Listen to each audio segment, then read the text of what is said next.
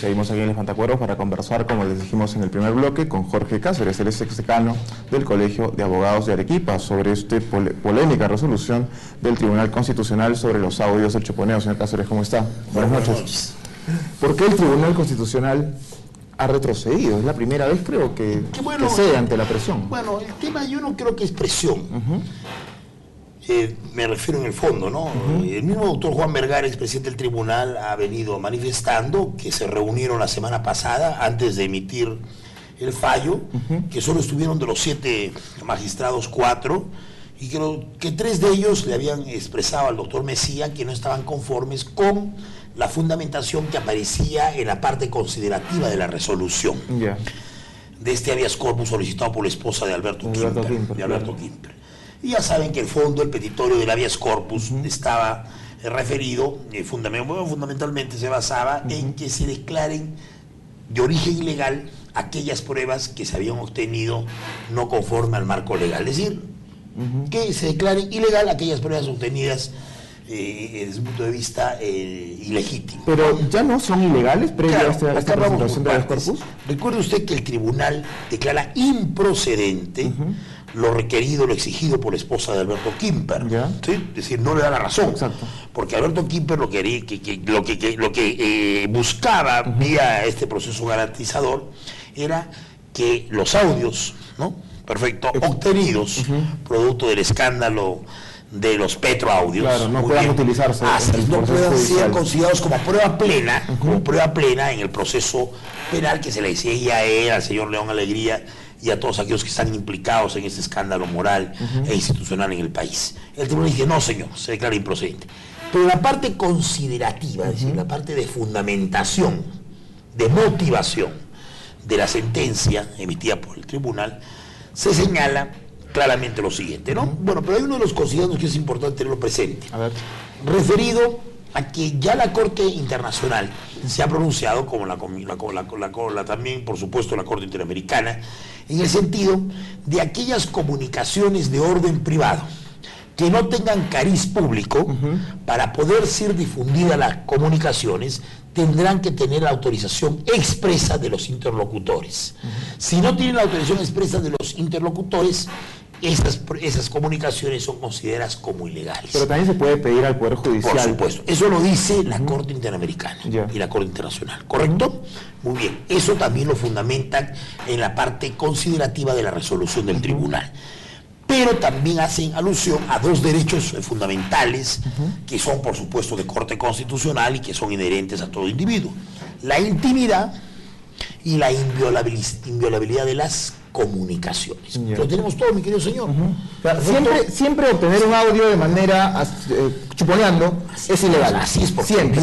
No necesita presentar un habeas corpus. Es el precepto constitucional de que, señor, nuestras comunicaciones son eminentemente de orden reservado. Perfecto. Pero por ese principio de que esa comunicación ya parte siendo ilegal, pero no es normal que pero un juicio simplemente no se tome en consideración. Pero terminemos para que no haya una interpretación aislada, sino una interpretación sistemática de lo que estamos comentando.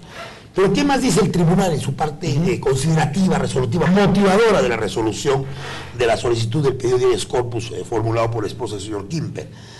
De que aquellas comunicaciones obtenidas en forma ilegal, ¿sí?, para poder ser difundidas, perfecto, tendrá que tener la autorización de un juez. Ahí viene lo que ustedes le denominan la mordaza. ¿Sí? Señor, pongámonos en un escenario fáctico. ¿Qué sucede si un grupo de periodistas investigadores del medio de prensa X obtienen un audio donde 2 oficiales de las fuerzas policiales o fuerzas armadas están complotando contra la seguridad del país? De por lo menos el interés público o no es el interés público. Claro. O se obtiene un grupo de periodistas sanos y correctos, un audio de unos delincuentes que van a secuestrar a empresarios o a determinados ciudadanos.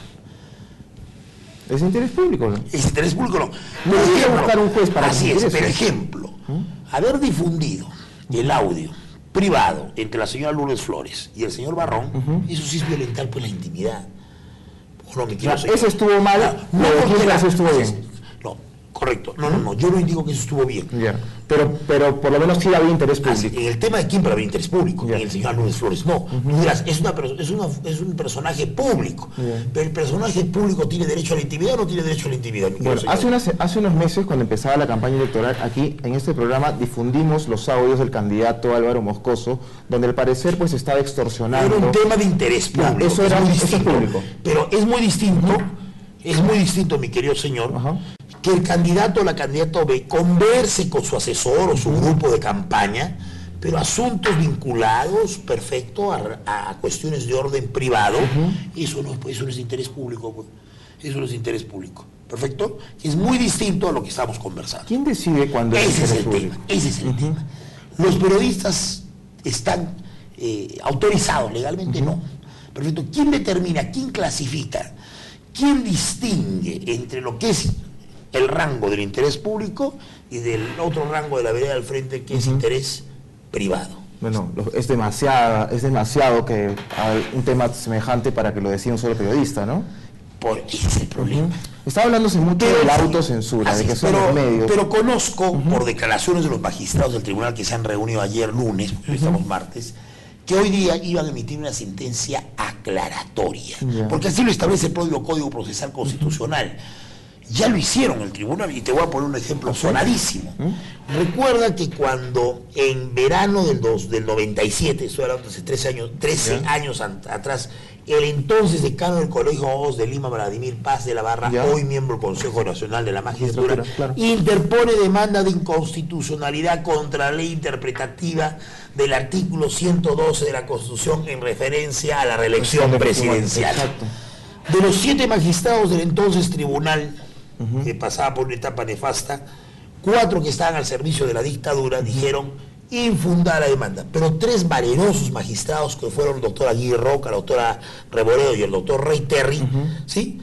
Valerosos. Sí, me acuerdo de la Reboredo. Así es. Señalaron que era inconstitucional y por eso se fundaba la demanda. Esa ley de la interpretación. Así fue la reelección presidencial. ¿Recuerdas? Sí, claro, era una aberración. Se emitió una sentencia aclaratoria en el sentido, ¿por qué? Porque no estaba determinadamente, más que clara, no estaba determinada la postura del tribunal. ¿Ok? En este caso, estamos en un plano de hipótesis, mi querido Jorge, ¿o no? Que la parte resolutiva de la resolución dice A, y la parte considerativa dice R, ¿sí? Sí. Porque si la parte resolutiva diría, no se prohíbe la difusión de aquellos audios obtenidos de forma ilegal, ya estaríamos hablando que el tribunal, no solo en la parte considerativa se pronunció, sino determinó, resolvió, precisó. Que es ilegal. Así es, y no lo ha dicho.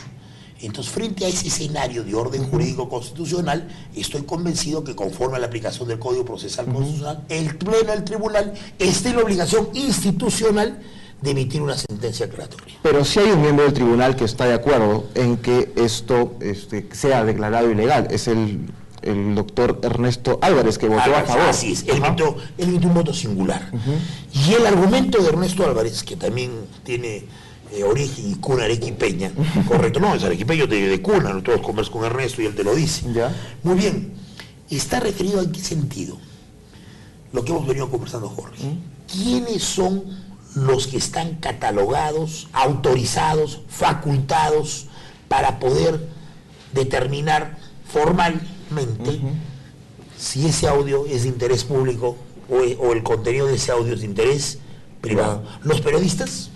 Hay periodistas serios en este país como tú, Jorge, pero también sabemos que hay periodistas peseteros, y eso me dirán mañana el colegio de periodistas, dirán, doctor Cáceres, diga nombres y apellidos, pues sabe. Carola Lara va a saltar así. Así como hay abogados de buen calibre y hay abogados que no se portan bien, en todo lugar se cuecen habas, mi querido señor.